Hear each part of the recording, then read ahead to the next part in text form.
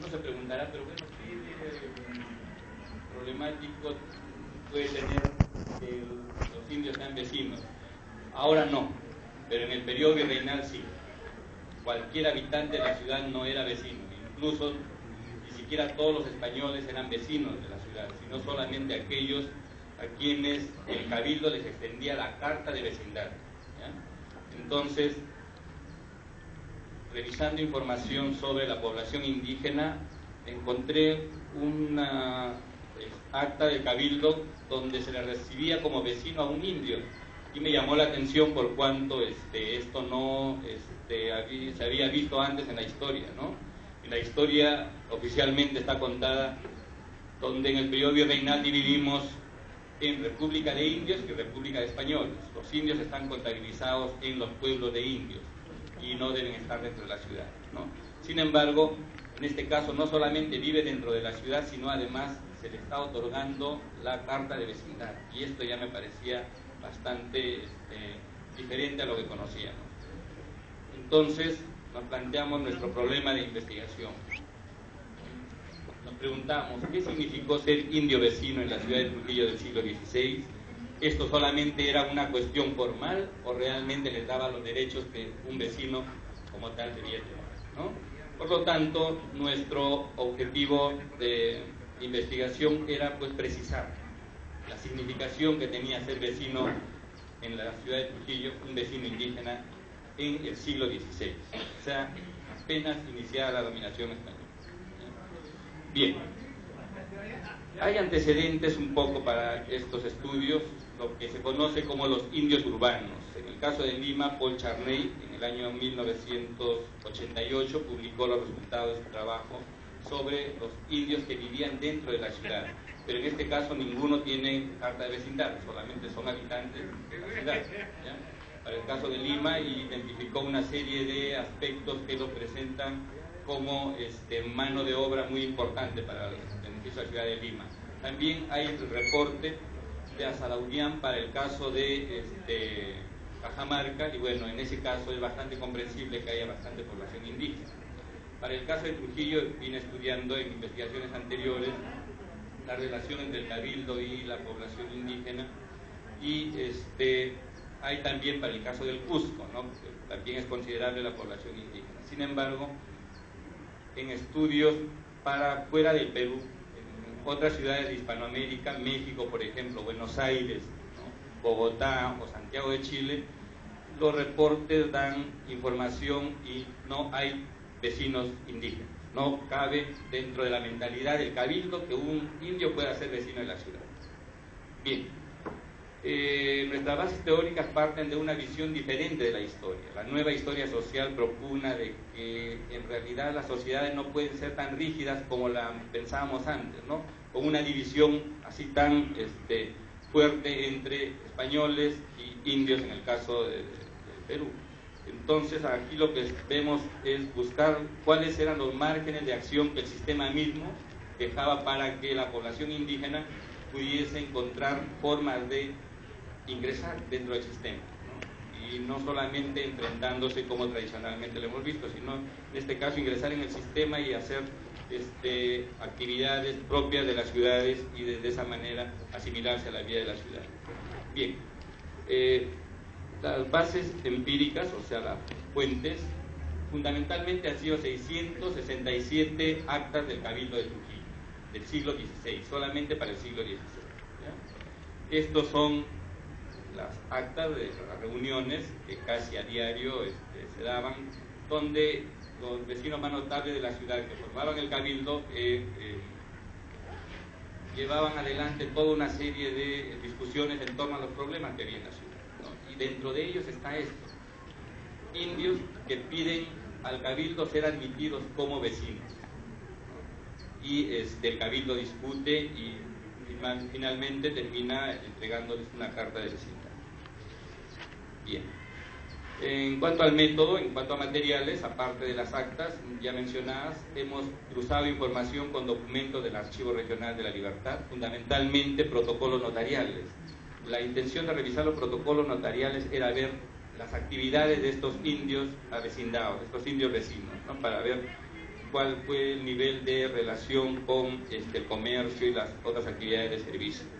También revisamos crónicas del siglo XVI, fundamentalmente la de Rodrigo de Lozano, que describe la ciudad de Trujillo del siglo XVI. También la de Cieza de León, que nos da una aproximación al valle de Moche, el valle de lo que después fue la ciudad de Trujillo, ¿no? Bien, en cuanto a procedimientos, primero tratamos de identificar todas las solicitudes que en las actas del Cabildo se encontraban para el siglo XVI. Luego tratamos de ver cuáles eran los criterios que el Cabildo, el pleno del Cabildo, tenían para recibir como vecinos a los indios que pedían avecindarse. Y luego, con los documentos de archivo, vimos cuál fue el nivel de relación que tenían estos vecinos con el Cabildo, con otros vecinos indios y con otros vecinos no indios, o sea, españoles y también con mestizos. Bien, los resultados. Las actas del Cabildo de Trujillo evidencian que desde mediados del siglo XVI, o sea, bastante temprano en el periodo virreinal, pobladores indios fueron incorporados como vecinos de la ciudad y que recibían un solar para la edificación de su casa dentro del perímetro de la ciudad, ¿ya? No estamos hablando aquí de los pueblos aledaños, sino dentro de la misma ciudad. Bien. Necesitábamos tener una referencia para la cantidad, bueno, y cuántos eran la población, como para tener idea de esta población de indios vecinos. No hay censos para el siglo XVI, el más cercano es el de 1604. El corregidor de Trujillo, Lescano Ganoa, llevó adelante un censo y contabilizó 3.264 habitantes. De estos, 1.204 eran indios, o sea, más de la tercio de la población, ¿no? Y de estos indios, 638 vivían en sus propias casas y huertas, ¿no? Eran propietarios, ¿no? Lo que nos da una visión ya desde ahí diferente de la población indígena que estamos hablando. Bien, ¿cuáles eran los requisitos, de acuerdo a la información que encontramos, para ser recibido como vecino? El indio tenía que ser bautizado como cristiano, o sea, tener un nombre español. Ser ladino, ¿qué quería decir ser ladino? O sea, haberse adecuado a la cultura hispana y cristiana, por lo tanto saber el español y en algunos casos sabían el latín, ¿ya? Ser casado y con hijos, porque la visión de la época era que tenía que engrandecerse la república, como se decía, entonces tenía que tener hijos, y tener un oficio conocido. Esta última es fundamental. Sin oficio no había posibilidad de vecindarse. Bueno, pero podríamos pensar que, bueno, estos que pudieron acceder a la vecindad en la ciudad debían ser indios nobles, ¿no? Indios que tenían mayores posibilidades.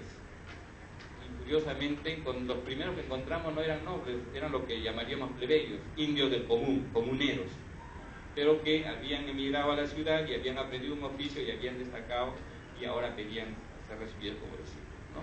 Tenemos sí, también indios nobles, como don Cristóbal, cacique del Valle del Chimo. Don Cristóbal es el descendiente de Chimocapa, el gran señor, el gran Chimo. Y don Francisco es el cacique de Icapa, el valle que ahora se llama Chicapa. Fue recibido como vecino en 1559 en este caso. Pero la mayoría fueron indios del común, ¿ya? Y mayormente indios de Cajamarca que emigraron hacia la ciudad de Trujillo. Decía casualmente, ¿no?, que no todos eran indios de los alrededores de la ciudad, mayormente eran inmigrantes de las provincias colindantes, principalmente Cajamarca, Huamachuco y Guayna. También había indios de Lambayeque, también algunos de los pueblos cercanos como San Salvador de Mansiche y Santa Lucía de Moche. ¿A qué se dedicaban? ¿Cuáles eran las actividades en que se desempeñaban? La mayoría ejercían oficios y tenían sus propios gremios. Los que sobresalían eran fundamentalmente los sastres y los zapateros, y es curioso que esta actividad del calzado, que sobresale hasta ahora Trujillo a nivel no solamente del Perú, internacional, ya en este periodo presente, ¿no? Pero también había calceteros, hederos, silleros, bueno, una gran diversidad de oficios y también comerciantes, ¿no? No encontramos en este caso ningún aprendiz, todos eran u oficiales o maestros, o sea, habían destacado ya dentro de la actividad que realizaban. Ahora, ¿cuál era la ubicación dentro del espacio urbano? Estaban distribuidos por toda la ciudad. No hay porque podría pensarse, bueno, como son indios le dan pueblos alrededores. No, incluso los indios de Cajamarca vivían en la calle contigua a la Plaza Mayor, aquí en esta parte que ahora es el Girón Pizarro, y que en ese tiempo era conocido como la calle de los cajamarquinos. Bueno, tenían sus talleres, sus negocios, ¿no? Y algunos vivían sí en los alrededores, en casas huertas, pero siempre dentro de la ciudad. ¿Cuál era su relación con los vecinos españoles? En realidad no llegaron nunca a los cargos más altos, esto estaba vetado para ellos, pero sí ocuparon cargos como alcaldes y veedores de sus respectivos gremios. ¿Ya? Los cargos de alcalde de la ciudad estaban solo reservados para los hijos de los fundadores de la ciudad, que eran conocidos como los beneméritos. Su relación con el resto de vecinos españoles podríamos decir que era horizontal, sobre todo por la posición económica que habían logrado. ¿Ya? Y hay este dato, que por eso lo pongo ahí, que se menciona siempre. Eran cumplidos y honrados. Se prefería ir a un sastre o a un zapatero o a un calcetero indio porque este cumplía, porque este no pedía demasiado tela. El español pedía más tela para hacer confección. Bueno, los vecinos indígenas nobles sí tenían preeminencias. Estos estaban casi al nivel de los llamados beneméritos, los hijos de los fundadores españoles de la ciudad. ¿Ya? Estos controlaban la mano de obra indígena y tenían esclavos negros.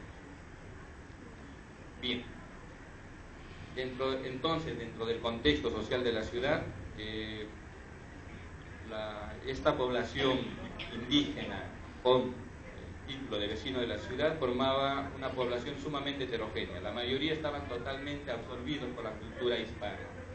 Se comportaban como españoles, vestían como tales, se cortaban el cabello, porque una característica de los indios era llevar el cabello largo, ¿no? Hasta el siglo XIX incluso.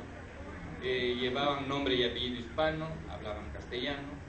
A nivel económico, el nivel económico determinaba el lugar que ocupaban, ¿no? En las grandes ceremonias, en las grandes festividades. En las parroquias había lugares especiales, y esto de acuerdo al nivel económico, y los indios que tenían un buen nivel económico estaban juntos a los beneméritos. Así los prósperos comerciantes estaban más cercanos de los vecinos de pro y provecho, como se decía, los beneméritos de la ciudad.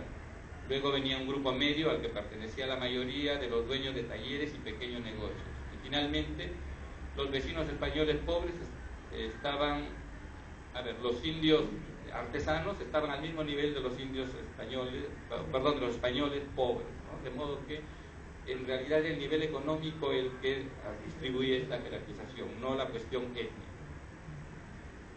Bien, ¿con qué podemos discutir estos resultados? En realidad no hay reportes sobre indios vecinos, de modo que no hay con quién discutirlo. Discutiríamos sí con aquellos que han estudiado a indios urbanos, ¿no? Como el caso de Lima, Paul Charney, y en mi caso he venido estudiando desde el 2003 hacia acá, y algunas publicaciones tengo sobre ello, pero no son indios que tienen título de vecindad, sí que viven dentro de la ciudad y desarrollan actividades económicas muy importantes, incluso desarrollan lo que ahora podríamos llamar emergentes, ¿no? Lo que ahora llamamos emergentes, ¿no?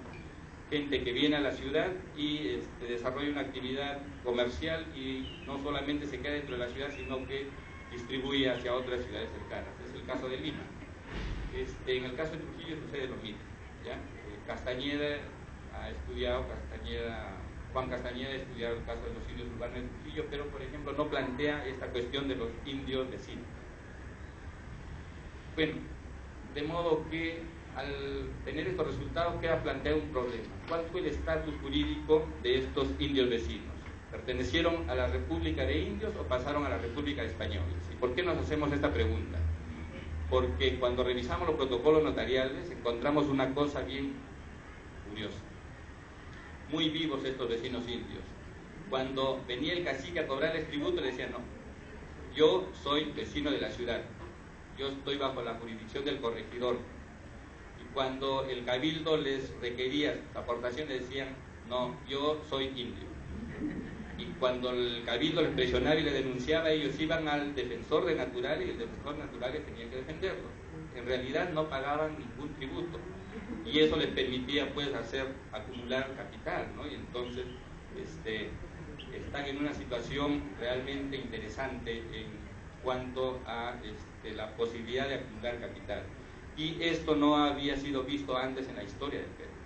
Ahora la recomendación sería estudiar desde esta perspectiva nuevamente los materiales, las fuentes para otras ciudades, y ver si tal vez se pasó y ahí también hay indios. Sobre todo yo pienso en Cusco y Cajamarca, debe de haber sucedido esto, ¿no? Bien, la bibliografía, bueno, es abundante, no cabe ahí. Muchísimas gracias por su atención, y si hubiera preguntas, con mucho gusto.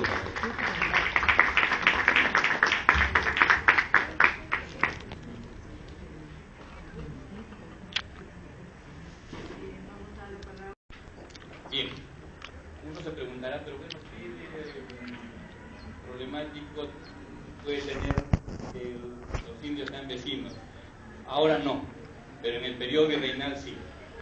Cualquier habitante de la ciudad no era vecino, incluso ni siquiera todos los españoles eran vecinos de la ciudad, sino solamente dentro de la ciudad, sino además se le está otorgando la carta de vecindad, y esto ya me parecía bastante diferente a lo que conocíamos. Entonces nos planteamos nuestro problema de investigación. Nos preguntamos, ¿qué significó ser indio vecino en la ciudad de Trujillo del siglo XVI? ¿Esto solamente era una cuestión formal o realmente les daba los derechos que un vecino como tal debía tener, ¿no? Por lo tanto, nuestro objetivo de investigación era pues precisar la significación que tenía ser vecino en la ciudad de Trujillo, un vecino indígena en el siglo XVI, o sea, frente a aquellos a quienes el cabildo les extendía la carta de vecindad, ¿ya? Entonces, revisando información sobre la población indígena, encontré una acta del cabildo donde se le recibía como vecino a un indio, y me llamó la atención por cuanto esto no se había visto antes en la historia, ¿no?